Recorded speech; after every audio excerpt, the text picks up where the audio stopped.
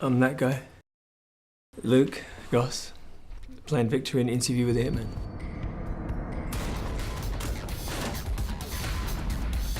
First British movie I've made in a long time, been stateside forever, so it was nice to come over and make a British movie again. But it's a cool little story, you know. It's about a man who's been in that business for many, many years. He was, you know, kind of taken under the wing by a kind of a mob boss when he was 12 years old, and he found himself being really good at it.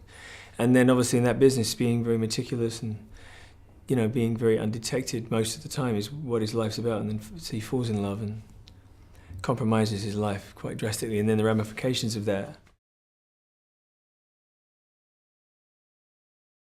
It was fun, actually. I was a little nervous, strangely enough. I mean, I'm filming in the States, and a lot of American movies you end up filming in, you know, whether it be India or Africa or wherever we've been lately, in Peru, and I shoot a movie next week because we start in Mexico. But coming back to the UK, obviously, I guess initially known here for music, and as a young kid, I didn't know what the reaction would be, and it'd been like 10 years. But we were filming in Newcastle. It was just so much fun. People were so nice, like 10 feet, stop, picture, can you do this? Can you call my friend? And it was just constant when I was there. And it was a really nice experience. I was like really pleasantly surprised at how lovely people were. And up in Newcastle, they really wanted to assist the filmmaking process, like locking off streets or letting us use, you know, restaurants, or we wanted to go down alleyways last minute, do this. They were like, yeah, sure. The police were really helpful, and it was just a really fun experience.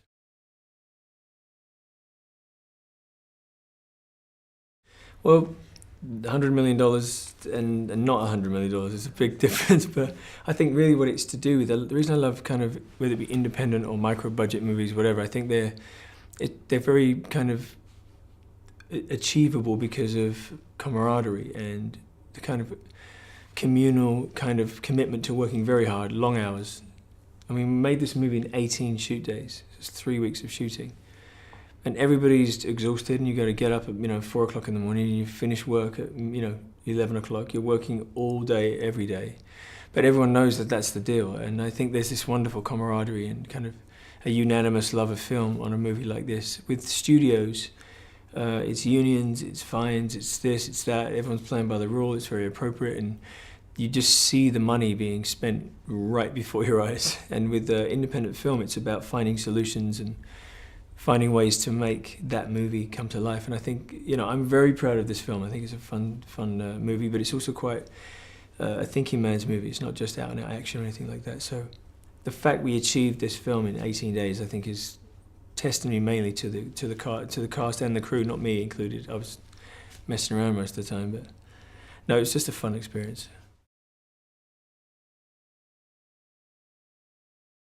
Yeah, I mean, the one good thing about being, say, the lead actor in a movie is you can somewhat set the tone. I believe in life in general you should be supportive and compassionate, and also be encouraging. And I don't really believe in stars and stripes, you know, on your arms or here. I mean, just like we're all there doing the same thing, and I would like to think that they would say the same of me and their experience working with me. I do believe that we should all be that way in life anyway. And on film, like I said, it really is a team. It's a team effort. So I love getting on with everybody, and this cast was no exception. And Caroline Tillet was French actress, beautiful, stunning to look at, and a really, really sweet girl, and a talented artist as well. So I really enjoyed everybody on the film.